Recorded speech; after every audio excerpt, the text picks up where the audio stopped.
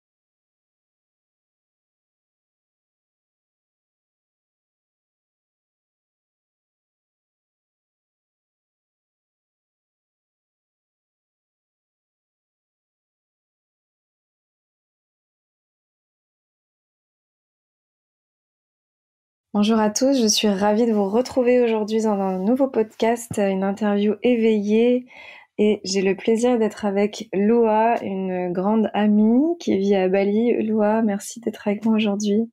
Merci de m'inviter sur ton podcast. C'est une grande joie de te retrouver. On a passé plusieurs moments ensemble quand on était sur cette île magique. J'ai la joie de partager tous ces instants avec toi et je suis vraiment heureuse de pouvoir parler avec toi, de te présenter aux auditeurs parce que tu as un parcours très inspirant et toi tu es encore là-bas. Voilà, est-ce que peut-être tu pourrais te présenter déjà en quelques mots, dire un petit peu qui tu es, ce que tu fais, même si c'est pas toujours facile de se mettre des étiquettes. Oui, c'est clair que moi j'adore être multidimensionnelle et de ne pas me mettre trop d'étiquettes comme tu dis. Du coup, je suis Loa, ça fait depuis très longtemps que je n'habite plus en France. Je suis partie de la France à mes 19 ans et je voyage depuis très longtemps. Enfin, maintenant j'habite surtout à Bali, à Goa, mais en ce moment avec le Covid, je suis à Bali. Et du coup, ça fait depuis assez longtemps que je suis dans le développement personnel, dans la spiritualité. J'ai commencé très tôt, je dirais en 2010. Euh, et ça a commencé en fait par de l'anxiété qui m'a après mené à la PNL, au coaching, à l'hypnothérapie, à changer nos réalités, changer nos perceptions pour être plus positive, plus ouverte. Et, et cette aventure, voilà, a commencé par là et après elle s'est changée avec le yoga, la spiritualité, la danse, l'expression artistique.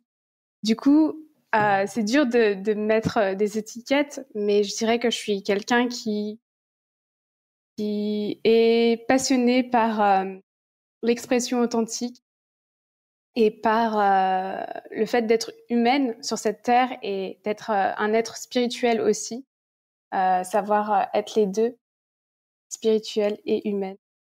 Et voilà, pour résumer. Mmh. Ouais, tu t'es formée en beaucoup de choses ces dernières années.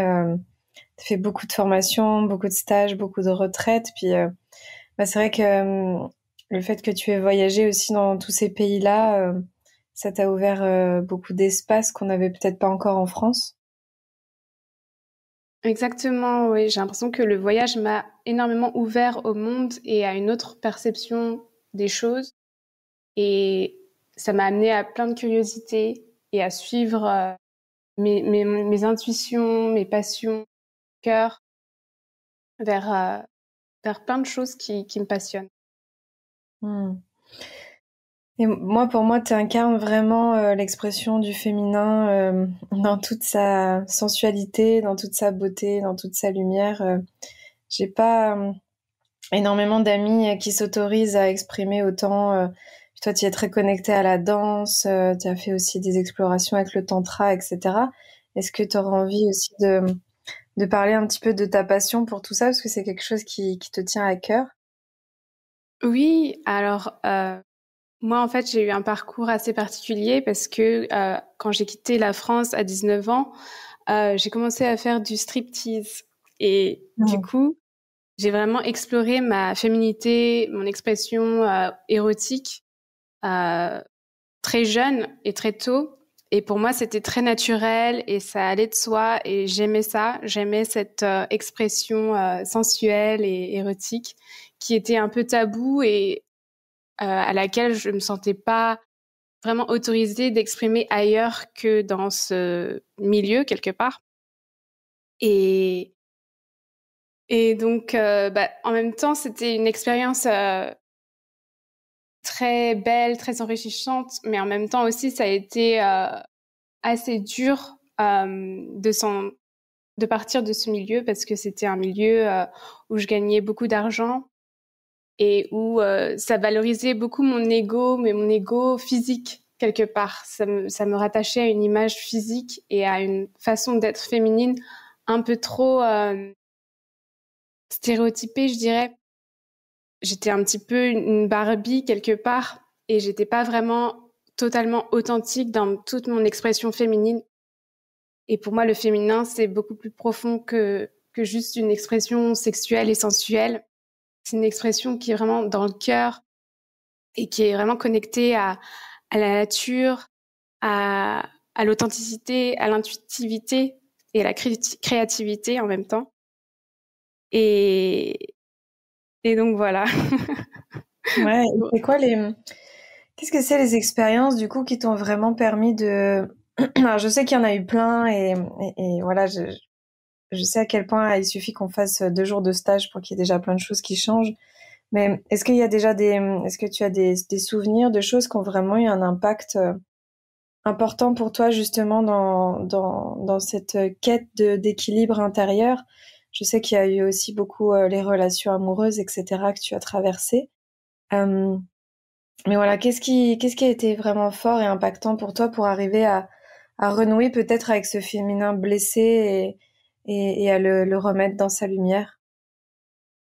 Alors je dirais que c'est à travers le Kundalini Yoga quelque part, parce que c'est vraiment l'énergie de la déesse Shakti, le serpent qu'on a à l'intérieur de nous, colonne vertébrale, qui est très puissante. Et de se reconnecter à cette énergie, ça m'a aidé à accepter mon féminin profond, je dirais. C'est-à-dire d'accepter mes émotions, d'accepter le fait que je ne suis pas parfaite, le fait que je suis humaine et que être humaine c'est beau en fait, que nos émotions elles sont sacrées et que c'est quelque chose de super puissant et c'est une force et ça a beaucoup de valeur et c'est grâce à ça que j'ai commencé à vraiment faire la paix avec mon féminin, je dirais. Hmm. Et ce que je trouve beau aussi, ce que tu incarnes, et c'est pas toujours le cas, c'est que tu as à la fois cette sensualité, quand tu parlais d'érotisme, mais il y a aussi la fraîcheur de la jeune fille qu'on retrouve beaucoup chez toi. Et je trouve que ça permet aussi vraiment d'équilibrer voilà, les différentes polarités. Tu es aussi très connecté à tous ces archétypes-là. Je sais que toi aussi, tu es sensible à ton cycle. Est-ce que tu as la sensation que c'est vraiment d'explorer ces différentes facettes de toi qui t'aident aussi à t'équilibrer au quotidien? Oh oui, j'adore m'explorer, mon côté lumière, mon côté sombre, mon côté innocent, mon côté érotique. Et En fait, je pense que c'est vraiment lié. Notre érotisme, quelque part, c'est quelque chose de très innocent. Ça a été sali par la religion. Enfin, ça a été perçu comme quelque chose de sale, comme quelque chose de, je sais pas comment dire, mais de sale. De moderne. Alors que c'est quelque chose de innocent et de très beau et de sacré, en fait. Euh, Donc ramener l'innocence à l'érotisme, ramener la beauté à l'érotisme et à l'énergie sexuelle, ne pas en avoir peur, mais l'embrasser et voir ça comme un portail vers le divin. Je pense que la sensualité nous amène à être beaucoup plus sensibles et à recevoir la vie beaucoup plus profondément et à être connecté à notre cœur, à notre intuition, à notre côté primaire, à notre corps surtout. Et donc, c'est très important, je pense. Est-ce que le tantra aussi, je sais que tu as exploré un petit peu le tantra, ça t'a aidé justement à te reconnecter à cette vision sacrée de la sexualité de la relation? Oui, exactement. Le tantra, c'est une pratique qui aide vraiment à accepter toutes les parties de nous et à les voir comme sacrées. Et donc, forcément, oui, ça m'a beaucoup aidé à voir cette énergie sexuelle comme une énergie créatrice, une énergie divine et une force de vie qui me pousse vers ma mission de vie et vers une incarnation alignée avec mon âme. Parce qu'on voit souvent le tantra, tu sais, il y a beaucoup de stéréotypes autour du tantra. On pense que c'est que des trucs sexuels. On a entendu plein de dérives, etc. autour de ça. Est-ce que tu auras envie, toi, de donner ta définition de comment est-ce que tu vois et expérimentes le tantra pour que les personnes qui connaissent pas trop puissent un petit peu se faire une idée? D'accord. C'est assez difficile de définir le tantra rapidement, mais en gros, c'est une technologie pour expansion.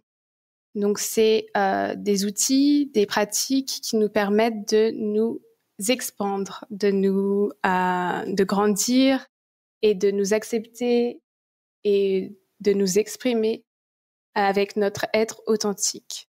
Donc, c'est beaucoup de pratiques de lâcher prise, de respiration, de son, de mouvement, pour accéder à notre essence authentique. Il y a des micro-practices comme juste relaxer complètement son visage et être complètement un avec le moment quelque part. C'est une approche d'être un avec la vie et d'aimer la réalité telle qu'elle est. Nous aimer exactement comme on est, sans vouloir se changer, sans chercher à changer le moment présent, mais à complètement fondre avec amour pour la réalité du moment présent. Et je sais que justement de remettre ce féminin en lumière et de l'honorer, ça fait partie vraiment de ta mission et de ce qui t'anime. Tu as créé un programme autour de ça. Qu'est-ce que tu auras envie de partager justement à toutes ces femmes qui ont encore la sensation d'être blessées, de pas arriver à exprimer leur féminin, presque le cacher et qui souffrent en fait de pas pouvoir exprimer leur féminité, leur sensualité? Est-ce que tu aurais des clés ou des portes par lesquelles entrer? Oui, je dirais que déjà commencer pour soi, pas pour plaire à l'autre, mais pour se plaire à soi-même et pour passer un bon moment avec soi-même. Mettre de la musique, s'habiller d'une façon où on se sent bien, on se sent rayonnante et vibrante et se regarder dans le miroir, rien que pour soi en fait, se mettre de l'huile sur le corps, déjà commencer par soi, toute seule. Je pense que ça c'est une première étape. Et après, au fur et à mesure, peut-être qu'on peut inviter d'autres personnes à être témoins de cette énergie. Mais je pense que d'abord, c'est bien de l'accueillir avec soi-même.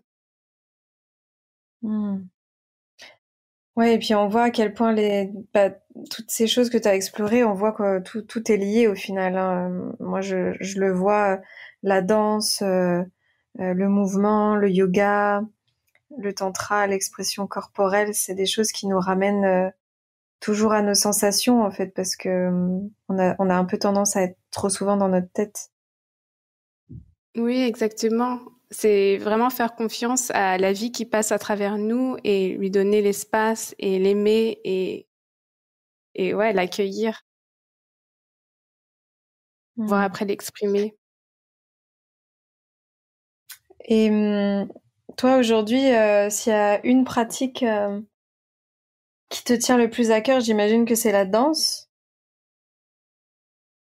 T'as beaucoup Euh, exploré aussi différentes sortes de danse, c'est ça? Oui, j'adore la danse extatique, par exemple. C'est une danse où on est vraiment libre d'être soi. Il n'y a pas de chorégraphie, il n'y a pas de règles. On est vraiment avec soi-même, son authenticité dans le moment, et on laisse le corps bouger dans la manière que ça lui plaît. Et ça, j'adore parce que ça nous enlève de la performance, de devoir avoir l'air de quelque chose et de simplement vraiment ressentir et accepter ce qui se passe maintenant, tout de suite dans le corps, sans jugement, mais en dansant avec. Et ça, Mm. j'adore. Tu as aussi beaucoup exploré, comme on disait au début, les relations. C'est des choses dont tu as même beaucoup parlé ces dernières années, même sur les réseaux, sur ta chaîne YouTube, etc. C'est des choses qui t'ont vraiment forgé. Tu es un peu une amoureuse quand même des relations amoureuses. Oui, c'est vrai. Est-ce que tu auras envie de nous parler un petit peu de ça, peut-être des choses que tu as vraiment compris grâce à toutes ces choses que tu as traversées? Euh, c'est clair que les relations, c'est un moyen de se développer personnellement intense. C'est un miroir et ça nous fait voir des choses qu'on ne verrait pas si on était tout seul. Et ça nous permet d'apprendre à aimer ces parties sombres de nous et d'apprendre à les accepter, à les exprimer. Et c'est pas très facile parce que c'est clair que ça demande d'être vulnérable. Et en tant qu'humain, c'est notre plus grande peur d'être vulnérable. C'est notre plus grande peur de montrer qui on est au plus profond de nous-mêmes et de prendre le risque d'être rejeté pour ça. C'est quelque chose de très vulnérable. Mais déjà, apprendre à s'accueillir soi-même, ça aide énormément pour après pouvoir l'exprimer à l'autre. Avoir une sorte d'autonomie en émotion, savoir avoir un espace pour soi, pour s'exprimer, pour accueillir ses émotions, ça aide beaucoup après à pouvoir le partager à l'autre. Mm. Je dirais que c'est l'une des choses principales que j'ai appris des relations, c'est ça, savoir m'accueillir moi-même en premier et après pouvoir le partager à l'autre. Aujourd'hui, toi, tu es avec quelqu'un avec qui tu peux exprimer justement tout ça, et je sais que c'est souvent un idéal. On cherche cette relation où on peut s'exprimer, où on peut partager des choses, euh, voilà, où l'autre est dans un niveau d'éveil un petit peu similaire au nôtre. Et souvent, moi, j'ai la question qui revient de oui, mais comment on fait pour arriver à être avec quelqu'un qui est aussi éveillé? Euh, Comment est-ce qu'on arrive à trouver la bonne personne pour soi? Et c'est des choses qui reviennent beaucoup, j'imagine aussi de ton côté. Euh, qu'est-ce que tu auras envie de partager par rapport à ça? Je dirais que déjà, moi, j'ai expérimenté beaucoup de rejets ou d'erreurs dans mes relations. Et ça m'a permis après d'être vraiment claire avec ce que je veux, d'être vraiment claire avec ce que je veux ressentir et ce que je veux manifester dans ma vie. Donc j'ai eu pas mal de douleurs, pas mal de souffrances dans ma vie qui m'ont vraiment poussée à me questionner qu'est-ce que je veux manifester maintenant Mm. et d'être claire avec ça, de ne pas settle for less. Je sais pas comment dire en français, mais Oui, de augmenter enfin baisser ton niveau de tolérance. voilà. De vraiment savoir, ok, c'est ce que je veux et je vais pas accepter autre chose, je vais pas aller vers autre chose. Si ça marche pas, au revoir. Je dirais qu'il y a ça déjà. Je pense que l'univers nous teste beaucoup quand on a décidé quelque chose, de manifester quelque chose. Il va nous tester, il va voir est-ce qu'elle va accepter ça ou non. Est-ce qu'elle va accepter ça ou non. Et c'est comme ça que l'alignement il vient, je dirais. Mm. C'est aussi, quand on manifeste quelque chose en soi, on est capable ensuite de le partager avec l'autre. Enfin, moi, je sais que je me suis beaucoup vue ces derniers temps ouvrir beaucoup plus mon cœur, arrêter de vouloir être dans le contrôle et d'être dans la facilité. Et puis forcément, j'attire à moi des expériences qui me font expérimenter ça. Et j'imagine que ça, c'est quelque chose que tu as pu voir aussi, cet effet de résonance. Oui, cet effet miroir, c'est clair. C'est clair que ça arrive beaucoup dans les relations et je pense qu'on grandit énormément avec ça. On s'ouvre, je pense qu'on veut vraiment s'ouvrir à l'amour, à l'intimité, mais qu'on a plein de barrières contre ça. Et de savoir les fondre et savoir s'ouvrir, c'est tout un art. Hmm. Comment t'arrives, toi, à cultiver ça, justement, dans ta relation? Est-ce que tu ouvres des espaces particuliers? Est-ce que tu as trouvé des portes qui te permettent de trouver cet équilibre?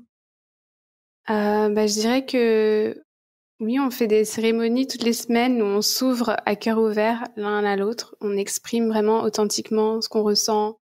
Il y en a un qui parle et l'autre qui écoute. Et après, on fait l'inverse. L'autre qui écoute, l'autre qui parle. Et, et ça, c'est très puissant.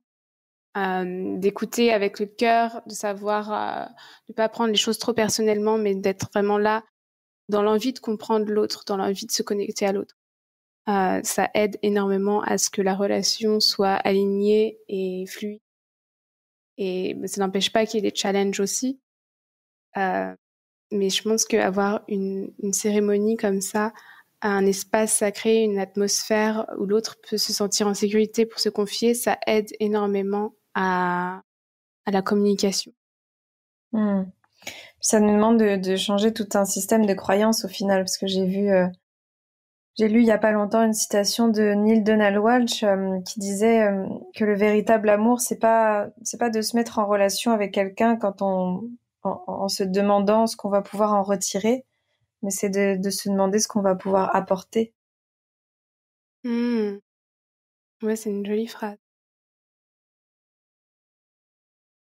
Cette notion de on a toujours eu tendance à se mettre dans une relation en se disant ok, moi je veux que l'autre il m'apporte ça, ça, ça, et moi j'ai besoin de ça, ça, ça, mais au final, est-ce qu'on se pose vraiment la question de qu'est-ce que moi je peux apporter dans cette relation et qu'est-ce que moi j'ai à offrir? Et je pense que ça changerait beaucoup de choses.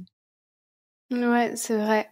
Et j'ai pensé il y a quelques temps, je me suis dit que notre authenticité, notre honnêteté, c'est un cadeau au monde, c'est un cadeau à l'autre.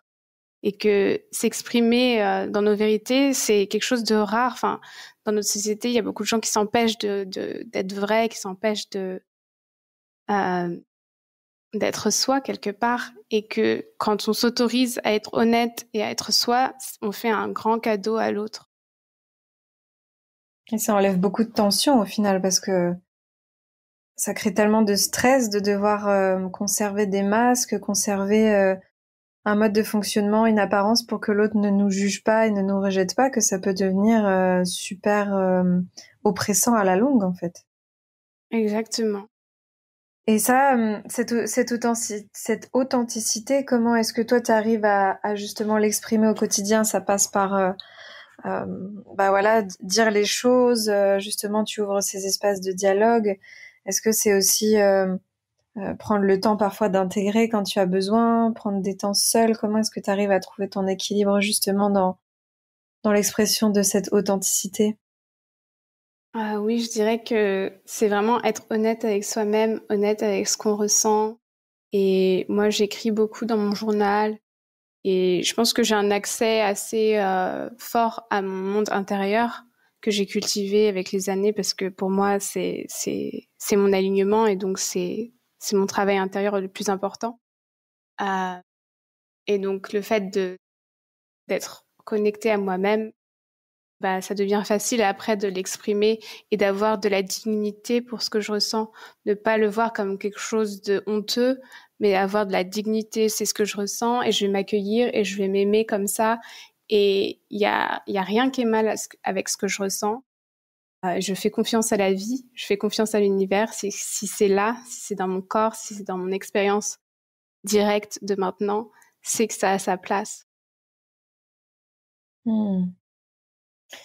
Donc toi, t'es à Bali là aujourd'hui en ce moment, ça fait un moment que tu y es, mais t'as aussi beaucoup voyagé.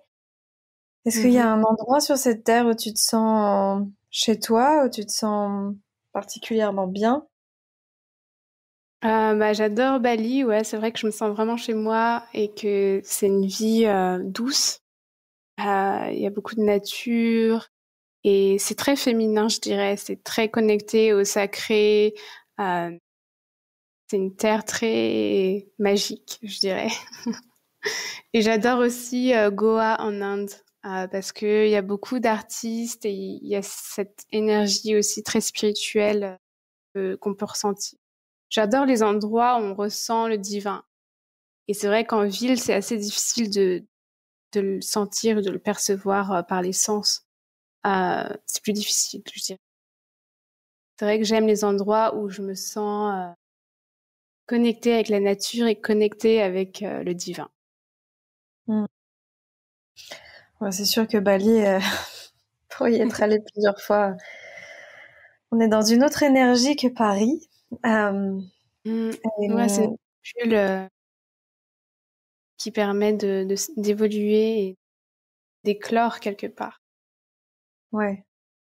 Et justement, que tu sois à Bali ou ailleurs, est-ce que tu as une routine ou des choses que tu mets en place un petit peu dans ta vie quotidienne pour arriver à te connecter à cette divinité dont tu parles? Oui, je dirais que je me connecte souvent à mon corps à travers le yoga ou à travers ma pratique personnelle le matin. Je mets de la musique, euh, je me connecte à ma respiration, je fais des mouvements ondulatoires, des mouvements un peu de spirale, des mouvements assez féminins en fait, où je me laisse vraiment onduler et faire des cercles et bouger un peu comme un serpent quelque part. Et j'adore ça, je trouve ça très relaxant et ça ouvre énormément le corps et l'énergie et ça donne accès tout de suite à notre pouvoir intérieur. Je pense qu'on accesse beaucoup notre pouvoir intérieur à travers le corps. C'est pas quelque chose qu'on pense ou qui vient du cerveau tant que ça, mais plus une énergie qu'on accède à travers la terre et, et on peut se connecter à ça avec la conscience et le focus, la concentration avec ça. Euh, je dirais que c'est l'une de mes principales pratiques pour me connecter au divin. Hmm. Et ce qui est beau aussi, c'est que tu incarnes ce féminin même dans ton mode de vie, dans ta façon de vivre. Et j'ai envie de te poser une question qui, à mon avis, serait dans certains esprits. Comment tu fais pour vivre comme ça à droite à gauche depuis des années en te laissant porter? Parce que je sais aussi que tu vois, d'avoir tous ces discours qu'on a là, il y a certaines personnes qui pourraient se dire oui, mais c'est bien beau de voyager, de danser, de faire du yoga tous les jours, mais comment est-ce qu'on vit de tout ça? Et moi, je me vois pas tout quitter pour juste aller faire de la danse et boire du cacao. Et ce que j'aime, c'est que justement, toi, tu incarnes aussi ça dans ton mode de vie. Ça fait des années que tu voyages, que tu es à droite à gauche et au final, tu t'en sors bien. Ouais, c'est vrai. Déjà, pour être honnête, j'ai fait du striptease, donc du coup, ça m'a quand même vraiment aidé financièrement à me former dans plein de choses qui me passionnent. Donc c'est grâce au striptease quelque part que j'ai commencé à aller vers ce que j'aime, vers la spiritualité et vers toutes ces formations qui m'ont après aidé à avoir des outils à partager et à pouvoir être rémunérée pour ça. Donc donc déjà je suis partie déjà l'argent qui ça aide énormément quand même au début d'avoir un petit peu d'argent de côté ou un boulot qui amène de l'argent. Ça nous aide à commencer. Euh, et je dirais que oui, au fur et à mesure, après, j'ai commencé à donner des séances d'hypnothérapie, à donner des cours de danse, à participer à des retraites, à faire des cours de danse privée, ça dépend des fois, mais... Et maintenant, en ligne, je commence à faire un cours en ligne qui j'ai commencé il y a combien de temps? Il y a 2 mois maintenant. Et Mm. ça se passe très bien et j'adore ça. Mais c'est vrai que ça met un petit peu de temps avant de pouvoir être libre financièrement et de vivre de sa passion. C'est clair. Je pense qu'il faut pas tout de suite se débarrasser de son travail qui nous fait gagner de l'argent, mais qu'il faut utiliser cet argent pour pouvoir après vivre de sa passion, en se formant, en investissant en soi et en se lançant. Oui, c'est juste un tremplin pour le départ. Toi, ça a été le striptease. Moi, au final, j'avais fait un prêt étudiant pour démarrer mes études de naturopathie, qu'au final, j'ai même pas terminé. Et puis, ça m'a permis de me payer plein d'autres formations et retraites. Et il y en a certains, c'est des sous qu'ils ont mis de côté. D'autres, c'est des mi-temps. Ou voilà, chacun a sa façon d'avoir un tremplin au début. Mais en tout cas, on voit qu'au bout d'un moment, justement, tout cet engagement qu'on a eu envers nous-mêmes et tous ces investissements qu'on a fait envers nous-mêmes, ça nous permet aujourd'hui de vivre une vie assez extraordinaire et libre. Exactement, ouais. Mais c'est vrai qu'au début, ça fait peur parce que c'est dans l'ombre, on ne sait pas du tout ce qui va se passer. Il faut avoir quand même un amour du risque et un amour de l'inconnu et de vraiment faire confiance à sa passion et à ses désirs, que pas tout le monde a cette force ou pas tout le monde a cette vraie envie de vivre de sa passion. Mmh.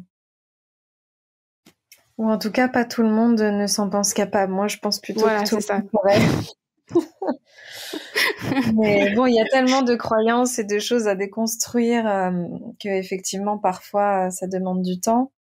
Mais je pense que on pourrait être tous à notre place, que le monde en serait bien meilleur. D'ailleurs, c'est une question que je pose souvent en fin d'interview. Pour toi, le nouveau monde, comment est-ce que tu le vois et comment est-ce que tu as envie d'y contribuer? Alors, pour moi, le nouveau monde, c'est un monde où les gens s'autorisent et osent s'exprimer. C'est un monde très artistique, je dirais, avec plein de couleurs et plein d'expressions et plein de liberté et ouais, une reconnexion au corps, une reconnexion à, à l'énergie qui passe à travers nous, à s'autoriser à être des canaliseurs de cette énergie, de lui faire confiance et de la laisser s'exprimer et briller. Et j'adore ça chez toi, que tu es une manifesting queen.